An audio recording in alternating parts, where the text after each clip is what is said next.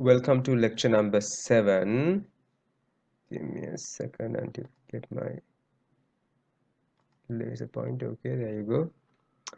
So we've already started talking about pre-weaning calf management during the previous lecture, and let's continue.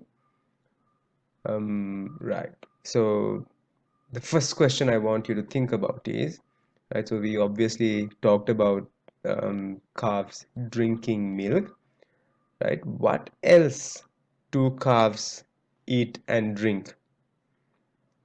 So I want you to think about that for a second. Do they eat grass? Do they eat concentrated feed? Do they eat something else? Do they drink something else? Right? So I hope you were able to synthesize the answers. If not, please pause the video, think about it, and come back. Okay, right. So basically, in addition to milk, they obviously drink water, right? And then we also give them concentrate feed, right? So at this stage, you may not have seen these concentrate feeds yet.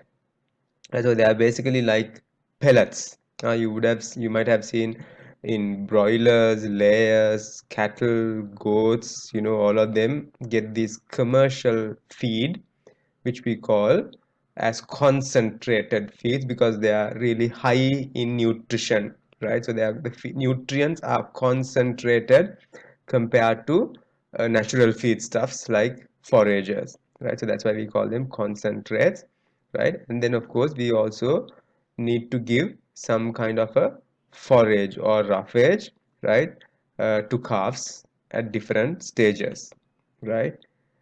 So the exact time points we will go through during the lecture. Right. So now we know whether babies, right, human babies or ruminants, all of these animals, mammals, right, they consume milk when they are young, right? So why do they need milk? Why can't they consume the adult diet? In our case, in humans' case, why can't babies eat rice and chicken and beef steak? Huh? Why can't they drink alcohol? Some of you might ask, right? And same with goats and cattle. Why do they drink milk and why do they not eat grass, right? So why do you think that is, right? Okay, so again, take a minute to think about it, right? Um, it's probably to do with the digestive system, right? Because their digestive systems are not developed yet, right? Or their digestive systems are developed to process, digest, accept something else, which is milk, not the adult diet, right? So think about that for a minute. Right? So in an adult ruminant, right? Let's say, for example, a 500 kilogram cow, the rumen, right? So when you say rumen, so usually we say is the complex stomach which has 4 chambers, right? Rumen, reticulum, abomasum, omasum, right? So the rumen alone has about 150 to 200 liters, and that occupies about 80% of the volume of the total stomach, right? So that would be an adult animal, right? But if you look at a calf, newborn calf, do you expect the same amounts, right? So can you recall from your digestive physiology what the job of the rumen is? What does it have? Does it get gastric juices? Does it have gastric enzymes?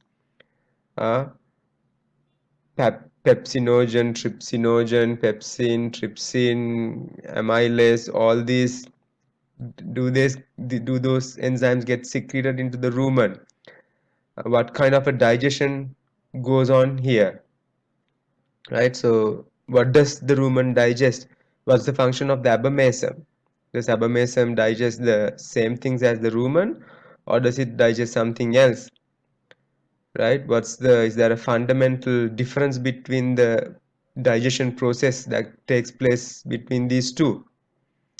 Right, so think about those, and then based on what you just recalled, do you think the proportions of the rumen would be the same in the calves, right?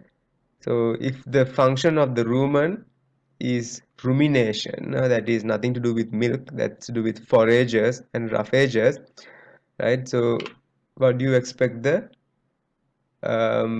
composition of the complex stomach of the calves to be? It's, as you can see, it's quite dramatically different from the adult animal, right? So rumen occupies only 25% of the volume, whereas abomasum occupies 60% of the volume. Why is that? Because the calf consumes milk, right? And milk is almost like a feed of a monogastric animal. So this is almost a monogastric stomach compared to a polygastric or ruminant stomach in the adult animal, right? So with this type of anatomy and physiology, do you think you can feed foragers to calves, right? So calves, right? They have a the rumen is not developed at the beginning, right? So it gradually improves in size, and when they're mature, they have as much as 80% of the stomach volume occupied by the rumen, right? But here it's as little as 25%, and abomasum would gradually go down from 60% to 7%, as shown on the previous 60% to 7%, right, slide. Right, so that is one. And so now, so uh, so initially they drink milk. So why don't us adults drink milk throughout the lifetime, or cattle? Why do all mammals don't drink milk throughout their lifetimes? What do you think might be the reason? So I can think of at least two reasons, right? So one is milk is, probably not as nutritionally high as some of the solid feeds you eat, right? And then another reason is that milk is obviously more expensive, right? Um, Monetary wise, right? So of course, grass may not be as nutritive as milk, but things we eat, carbohydrates, rice, meat, they are nutritionally richer and more condensed than milk, right? Because milk has about 90% water, 86%, 87% water, right? So if we wanted to get all nutrients from milk, we would have to drink a much larger volume. When it comes to cattle, milk is also more expensive. A farmer can sell a liter of milk, anywhere from 70 rupees to 120 rupees, whereas grass is a lot cheaper resource, right? So some of them can even find it for free. Others will pay a much smaller price.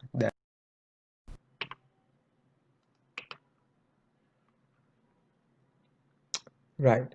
So if you can, so we call this process of, stopping feeding milk, we call it weaning, right? So if we can wean early from milk to grass, or, forages, roughages, you can save money because milk is more expensive than grass, as I mentioned earlier. So if you continue feeding milk, it'll be more expensive, right? Obviously, right. So early weaning is therefore better than late weaning. However, you should be careful when you wean, right? Because just because earlier the better, that doesn't mean you should wean when the animal's rumen is not ready to accept forages, right? So So what you can do is you have to try and speed up or expedite rumen development so that you can wean as early as possible, right? So recall we talked about the goals of pre-weaning management last time. As you know, we want to produce a healthy calf, we want to produce a well-grown calf, and of course we want transition of rumen from monogastric to ruminant stage, from pre-ruminant to ruminant phase, right? So that is one of the major goals of pre-weaning management. Traditionally conventional farmers in Sri Lanka, they are not even aware of this. Their goal is to get a well-grown calf as much as possible. They are not even aware that this happens, right, during the pre-weaning phase. But you and all veterinarians should be aware, and not only aware, you should also try to speed up or expedite this transition from monogastric to ruminant, right? Okay. So now, do you think this transition is something that takes place overnight? Today it was a monogastric animal, and tomorrow suddenly it's a ruminant. Do you think that that's how it takes place, or do you think it takes place slowly, right? So anything in nature, physiology, it's always gradual. You don't get abrupt changes like that. And even management wise, if you make any abrupt changes, that is bound to have negative effects on the animal's health and production, so on, right? So we need to try and when we do any changes, we need to make them as gradual as possible, and we need to be aware that even the physiological system is like that. There are no abrupt changes. Instead, what you get is gradual changes. So pre-ruminant phase, that is like the first 2 weeks where animal is 100% monogastric animal almost, right, consuming entirely milk, and then after the it becomes a ruminant, of course, after weaning, it's able to consume forages just like an adult animal, but there is a transition phase in between, right? So depending on how good or bad your management is, it might be short or long, right? So if you do a really good pre-weaning management practice and you expedite rumen development, this can be as low as 6 weeks, or it can be as long as 12-16 weeks, right? So that is your goal as a veterinarian, as a farm manager, to shorten this period as much as possible, right? So that you can wean the calves as early as possible. Optimal in the Sri Lankan situation might be something like 8 weeks or 2 months, right? So remember, before this stage, rumen is not ready for forages and therefore not ready for weaning. However, you want to develop the rumen as much as possible, as fast as possible, so that you can wean quicker, faster, earlier. Therefore, you can save on the cost of milk that is fed to the calves, right? Okay, so now, do you think this rumen development is just a enlargement of the size, increase of the volume, or do you think certain other changes might be taking place, right? So it's not only the volume, right, but it is also the papillary development inside the rumen, right? And then microbes, like I asked you earlier, is it a enzymatic digestion or is it a microbial digestion that takes place? The latter, right? So therefore you have to establish microbes. When the calf is born, it doesn't have microbes. It will get microbes obviously from the surroundings, right, from the environment. So that is something that should develop. Then of course, as the rumen volume expands, 80 100 liters is 100 kilograms, right? So to hold 100 kilograms without rupture, and to move the ruminal content, contractions, the muscular wall has to be thick and strong, right? So that is a third development. And the fourth is, you can have papilla, but if they all stick together and clump together, they won't be able to do their job, because when you have papilla, obviously the role is to improve surface area, right? To provide a large surface area than a flat surface, right? So if they clump together, they won't be able to provide that large surface area, which may be for absorption, which may be for secretion, and so on, right? So these are the four main aspects of rumen development we talk about, and these are the four main aspects we have to expedite where possible, right? So that calves can be weaned as soon as possible, right?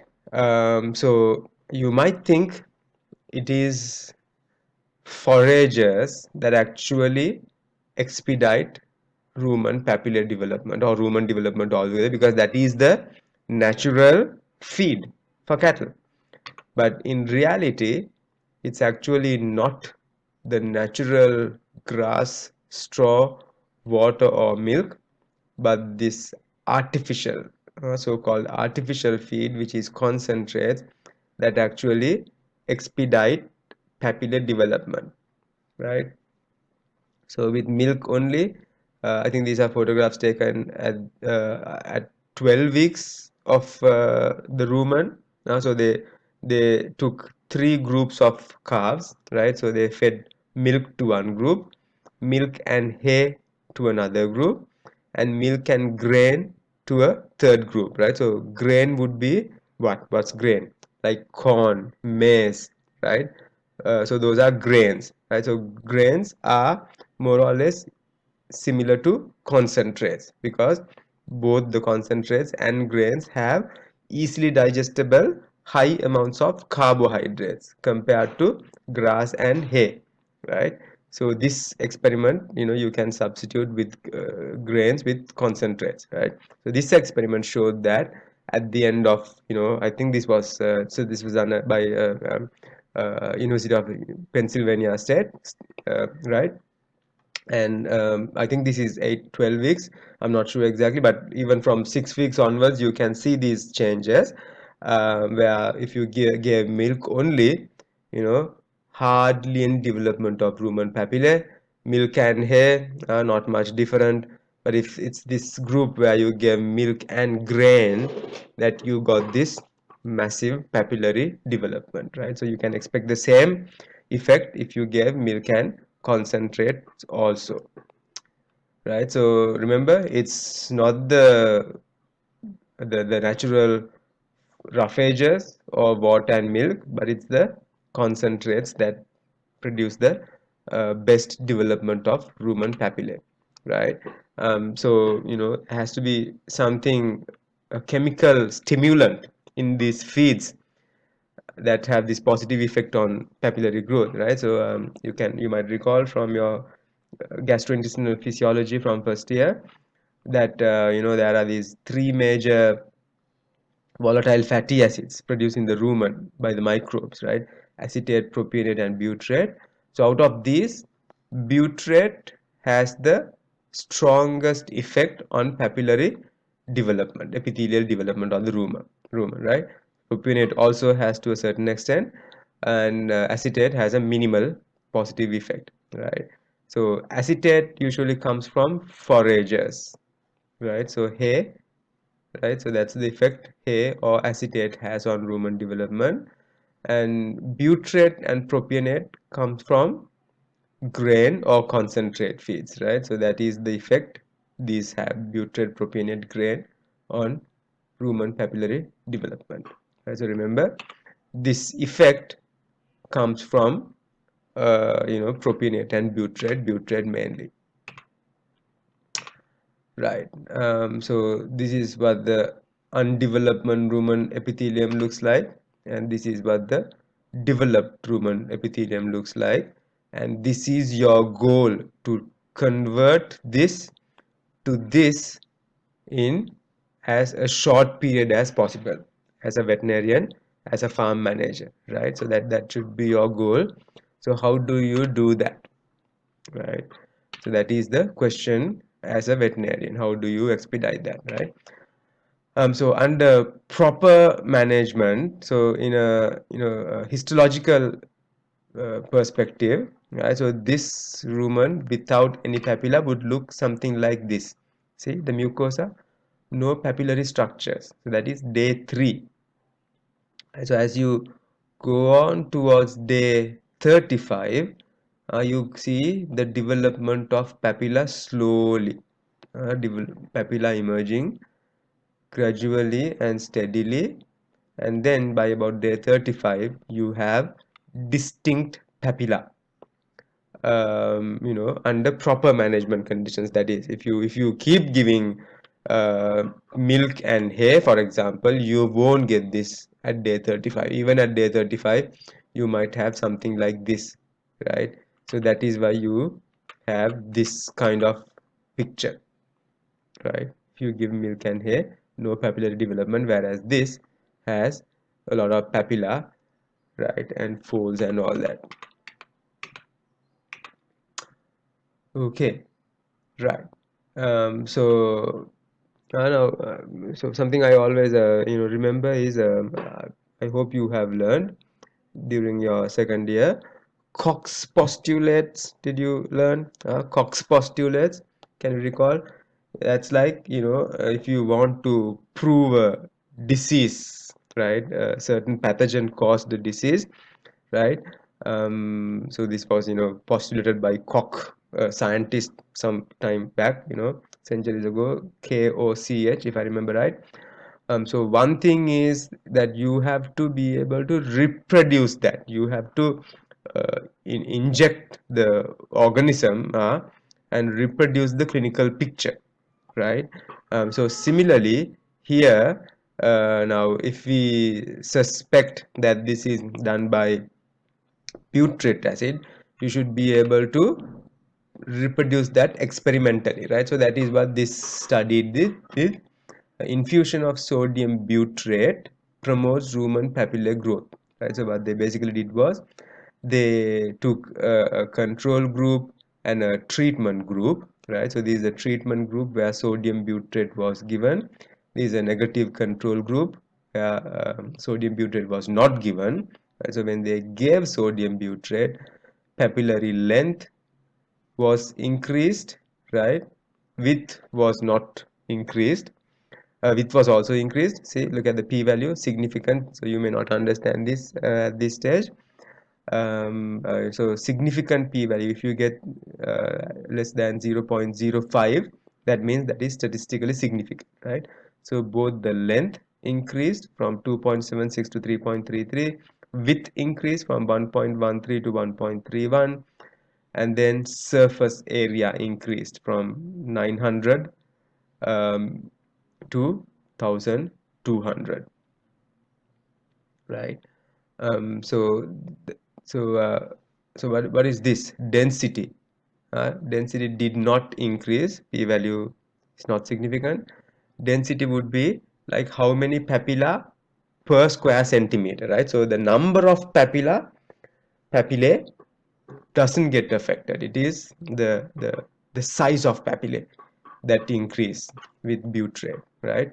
So butyrate then, of course, in the natural situation comes from feeding perspective, comes from concentrate, and so this same situation happens. Okay, so go through this also and see what that means to you, right? So because of these findings, traditionally calves were fed, the guidelines were to feed calves with high quality hay, right? But now in the modern practice, feeding calves hay is not acceptable, right? For this reason that we explained. Right? So here's another experiment done to look at the effect of hay. Right? So they gave one group no hay, the second group 2% of the diet was hay, the third group 4% of the diet was hay.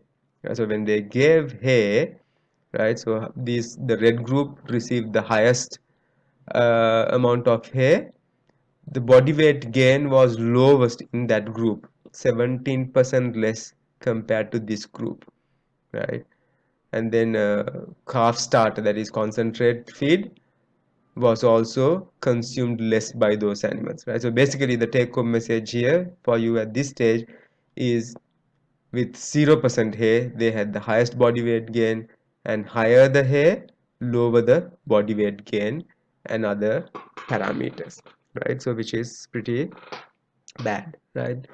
So for this reason we don't recommend feeding calves hay in the modern practice, right? So remember that you cannot forget, right? See, again same thing, milk and hay, you see this tiny papilla, right? At 12 weeks, here massive papilla, right, with grain. Okay, so how do we speed this up from this naked rumen without papilla to rumen filled with papilla, right? So acetic acid is gotten from forages, whereas butyric and propionate is produced from pellets, right? So these are the calf starter pellets that I talked about, right? Concentrate pellets, right? So we need to give as much of this as possible instead of that, right? We want to expedite or speed up rumen development, right? Now of course, so these age in weeks, right? So you don't expect calves to eat a kilo of calf starter as soon as you introduce it. Why? For one reason, this is not a natural feed, right? So if you think about the calf's preference, right, preference would be highest for, foragers, because that is a natural feed resource for them, whereas concentrate pellets are not natural, right? So if you give the choice of forages versus concentrate feeds to an untrained calf, right, of course when they become trained at eating concentrates, then of course they will develop a liking towards it. But if they are not trained, right, then they will prefer foragers over concentrates, right? So that's why as soon as you offer this, they will eat only, a few grams. So that what's that? That's like, less than 100 grams, right? So you introduce it at early as 4 days, they will probably not consume it sufficiently until about 2 weeks, right? Then it gradually increases, right? So then by 8 weeks, which we said was the ideal time for weaning, they are consuming about 1 kilogram. They would consume if you follow the proper best management practices of pre-weaning calf management, right? So that is in fact our goal, is to make calves eat 1 kilogram of concentrate feeds or calf starter by 8 weeks, or by weaning they should be eating 1 kilogram of calf starter per day, right? So daily consumption, if they can do that, right, then that is fantastic. You have done a good job in pre-weaning calf management, right? So remember that is the goal, and it has been shown scientifically that the higher the quantity of calf starter intake before the week of weaning, right, the week before weaning, higher the average daily gain post weaning, right? So if they eat a lot of concentrates prior to weaning, they are bound to be fast growers, right? So that their average daily body weight gain is higher, right? So animals that ate little amounts of concentrates had a slow body weight gain post weaning, and animals that ate large quantity of calf starter prior to weaning showed a high post weaning body weight gain, right? So that should be your goal. The faster they grow, the more they grow, the more milk they will give as adults, right? um, right, so same thing. And then so this shows the body weight, right, from birth to 12 weeks. And so you can use this assuming that the calves were weaned at 8 weeks of age. I want you to do a calculation for body weight gain, average daily gain, pre-weaning and post-weaning, based on the body weights you see on the y-axis. So do that and see what you get. Right? So remember, when we see this, this is qualitative proof, right? And this would be quantitative proof, right? So when you design a proper experiment, you can't just say, I saw that this group had, better growth of rumen papilla than group A. You can't say that. That is not scientifically acceptable.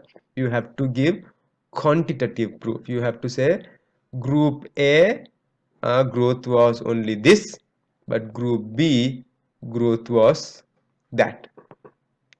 So remember, that is how you should, design an experiment, right? So it's really important because you will be doing a small research project at the end of your final year, right? And you have to think of these aspects right at the beginning. You can't go at the end of the experiment. Examiner might say, okay, this is poor experimental design. Now you can't go back to the beginning and restructure, right? So that is why even from the very beginning you have to structure it in such a way so that you won't run into that problem, right? So this is milk only, this is milk plus calf starter, right? So obviously their length is higher, width is higher, density is not higher,